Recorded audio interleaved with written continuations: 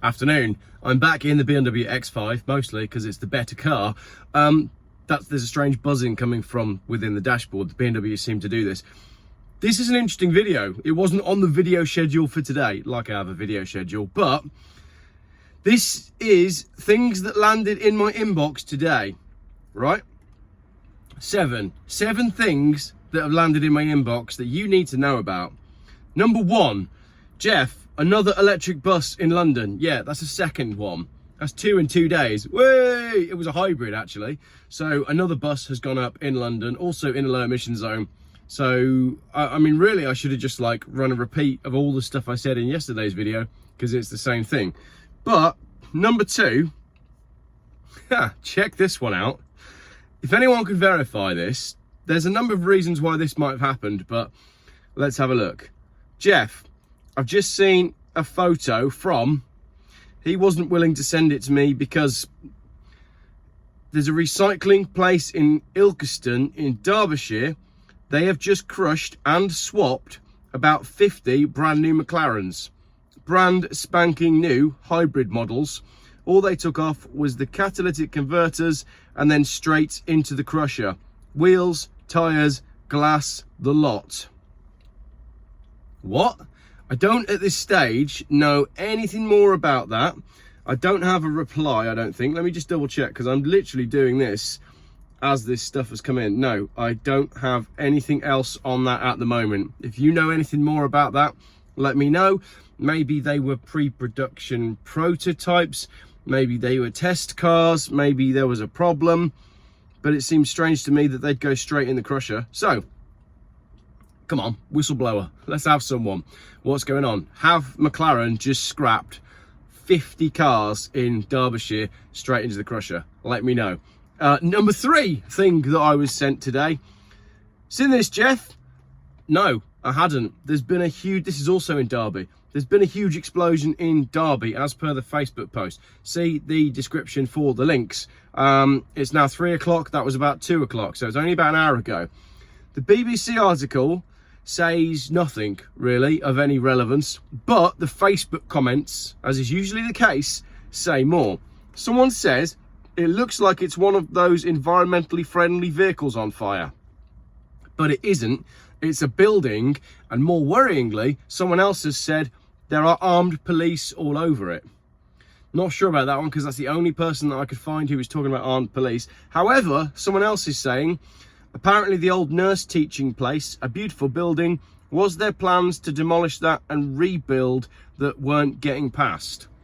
So, take your pick really. It's an electrical fire, it's something malicious with armed police involved, or it's yet another case of a developer getting nowhere with planning permission and deciding to burn the place down instead. Hashtag the haunted house. 4. Jeff, regarding the ramps at the JLR dealership, that was my video from this morning. I'm wondering if it's the same make of ramp that we have, an Italian brand called Ravaglioli. Very common fitment, one of the biggest suppliers. Usually the ramps are blue and light grey. If so, we are currently having big corrosion issues with them. We have one that's barely 10 years old and it has huge holes in it. This is in a dry workshop with no flooding issues. You tell me. I love it when people get in touch after seeing my content to give me some more information. So you tell me, have you got these ramps? Have you used these ramps? Have you got the same problems? Number 5, and for me, this one's a bit of a nothing thing, but a lot of people have sent it to me, so I'm going to cover it anyway. Anglesey race circuit will no longer accept EVs. They've put out a press release saying it's not happening, you cannot bring an EV to the race circuit. I don't really see that as a big deal. I think track days generally, I think Lee was a bit of an exception when we took the Taycan to the Donington Park track day, but that was more for YouTube than anything else. I don't think electric car owners are track day people, so I don't think that really matters. However, there is a push for electric vehicle race series. Now, if you were an electric vehicle race series and you had a calendar of events for the year, that's one track that you're now not allowed to use, and you can guarantee other tracks will follow. So although I think that's kind of a nothing, maybe it's not. because it just shows that the future of racing is not electric. There's been too many electric fire incidents at racetracks. Number 6, Jeff, have you seen all the milk floaters coming in their pants? Oh, that's a bit rude. Over a new Gridserve at Gatwick Airport. It will be full of V-Class Ubers, Mercedes V-Class Ubers, waiting to do airport pickups. It will have an inflated price per kilowatt hour and have so many ANPR cameras around for when you're 1 minute over your 60 or 90 minute max allowance. There's a link there to a Facebook post, which I'll put in the description. And basically there's a new Gridserve going in at Gatwick Airport. Bothered, really not bothered. Are you bothered? A new Gridserve at Gatwick? Like the gentleman says, basically, oh, it's loading now. Do we need that? Gridserve has unveiled its new Gatwick site, the first major charging hub at a European airport, complete with 22 ultra-fast chargers and a staff-free shop. A staff-free shop. Wow! The conspiracy theorists are saying that all of this electrical stuff is about removing the humans from human being, and the Gridserve have now put in a shop that doesn't have any people. It's all automated. Wasn't really going to spend too much time on that one, but I think you can read into that everything that you like. Obviously, the price per kilowatt hour will be ridiculous, and you'll be charged a fortune if you stay there over 60 minutes. I'll leave that one to Lee. He can review it on his channel, can't he? He'll be excited about that.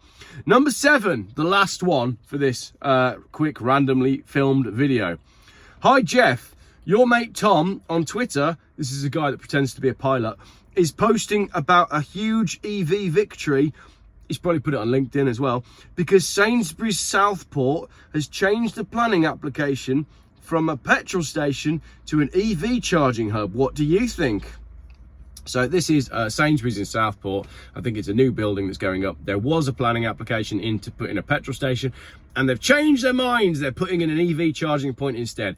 And for all the milk floaters out there, obviously that means that's because petrol and diesel are dead and electric is the future, and they're right and we're wrong, and we're all Luddites and they're all superior in their thinking and their technology and their brains. And the fact that you have to use a smartphone and you cannot use cash and you have to always be connected to everything else and you can only go 150 miles stands for nothing, because they are correct.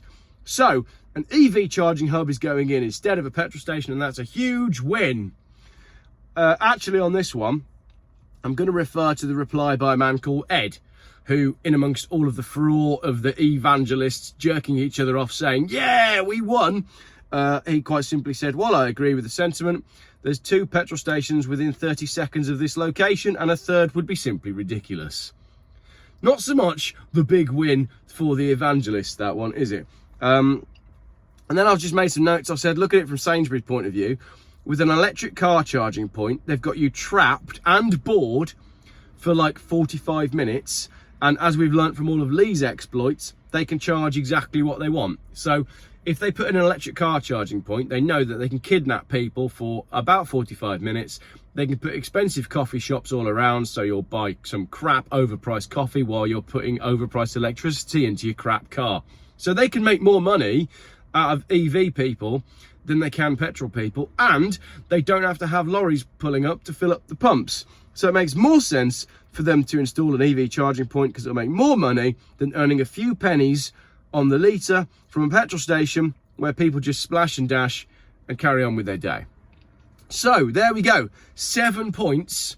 Not gonna lie, I mostly made this video because I wanted to slide the McLaren thing into a video, but couldn't make the McLaren thing about my whole video. That for me is the big one here. That's the one I want to know more about. So tell me what you think in the comments about another electric bus fire in London, 50 scrap McLarens in Derby, a building catching fire and possibly blowing up, and possibly armed police in Derby, ramps collapsing because they're not made very well and they're rusting, Anglesey not accepting EVs, all the EVers doing something in their pants at Gridserve, and all the EVers doing something else in their pants because Sainsbury's are now putting in some charging points instead of a petrol station.